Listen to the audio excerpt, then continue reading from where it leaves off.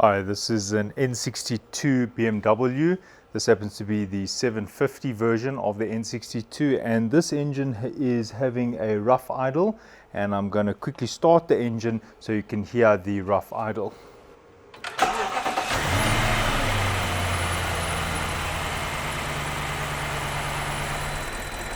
Alright, so there it's got a rough idle, and I'm now going to get in the car and I'm going to use INPA to do some diagnostics.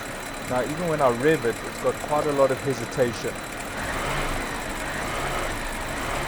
Okay, so I've got INPA here, and I'm going to launch it. I've plugged into the OBD connector on the car on the side there by the driver's side, and this is an e65, so I'm just going to select it, and then I'm going to choose engine, and then I'm going to say N62 because this is an N62. I just get that error, don't worry about that. Okay, so I'm going to go to status and I'm going to look at analog 2.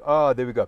So if I look at this engine's analog values, okay, this has 8 cylinders. So there's cylinder 1, cylinder 2, 3. Notice that cylinder 1 is showing me, it's actually showing that it says roughness. So if I accelerate and then decelerate, you can see the value is getting stuck there at about 6. Okay, so quite quickly I can see there's something is funny on cylinder 1. So what I'm going to do now is I'm going to switch off the car and I'm going to go and inspect that cylinder 1. Alright, so I'm here by bank 1, and there's cylinder 1 is the very first cylinder. Now, in order to get to the coil and the spark plug area, I just had to remove this little butterfly clip, so I've removed that. And now I'm going to have a look at what's going on there with cylinder 1. And there's a little clip that I remove, and I can pull out the pencil coil, and when I pull it out, and immediately I can see a problem. Firstly, it is dripping with oil. Okay, so this being full of oil could give rise to a misfire because, and it's also broken here. Okay, look at this. So here we go. So we've got a high tension breakdown here. This is supposed to be able to handle arcing if there is any. And what has happened here is this rubber has deteriorated, and maybe the coil is also faulty, we don't know. So what I'm going to do now is I'm going to remove this coil and put it into another cylinder and see if that misfire goes away. I'm also going to dry this up and then see if I swap the coils, does that reduce the misfire. But immediately, just having a look at this, I can see that the valve cover is going to have to be removed in order to change the gasket. There's these spark plug tubes that are on the inside of this valve cover which sometimes leak. They're quite expensive. So it could even be the spark plug as well, but immediately having a look at that, all that oil, I could already tell that there's a problem here.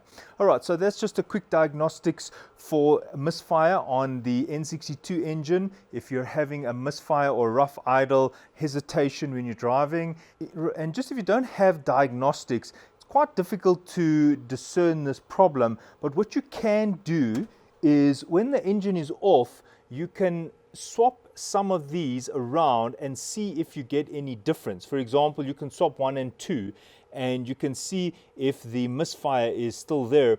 What you can also do is literally unplug the connector. You can do it when the engine is on, it's just that you will get a lot of errors that will be on the DME category, and then you will need to clear all those errors. So if you don't have diagnostics, you are probably going to create quite a lot of errors. You can actually unclip this while it's on this particular engine. It can tolerate that, and then you can see if it changes the idling. If the idling changes when you disconnect the plug that is feeding the pencil coil, then you know that that coil was actually working. If you disconnect it and there's been no change, well, then you know that the coil or the spark plug is dead. But that's quite a crude way of doing it. Rather use the diagnostics as I've just demonstrated. Right, now one can also go and just check the errors. So if I go to functional jobs and I say F4 error and I say read error memory, it might come up with that under the DME. For example, if I scroll down here on the side, yeah, okay, so we're getting some errors here. Now you can look this up. Okay, so this is coming up as misfire several cylinders. And let's check if we go and try 29CD. There we go. It says there misfire cylinder 1. So it's actually picked up that there was a misfire in cylinder 1, and when I showed the analog values, we could see that cylinder 1 was having a problem. So there it is coming up on the error list there. So you can use these two ways to determine where the problem is, and all I'm using is INPA. It is a very old version of it, and I'm running it using VirtualBox. So that's Oracle VirtualBox. So it's a virtual hard drive that I'm running here, and I'm just using a USB to OBD tool.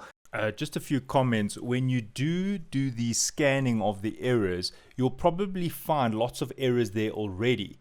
So sometimes it's good to store the errors, check them, and then clear all the errors. Then let it run for a bit to determine if that is a historic misfire or if it's the current one that we're dealing with. For example, in this case, it said multiple misfires, and then it also said cylinder 1 misfire.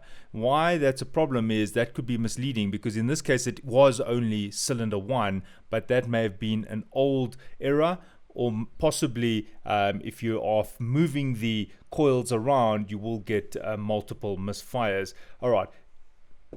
Another common fault will be an error 2E24, which is ignition coil cylinder 1. So you might get something like that, which is also telling you there's a problem on your cylinder 1. Okay, I hope that was helpful, and thanks for watching, and cheers.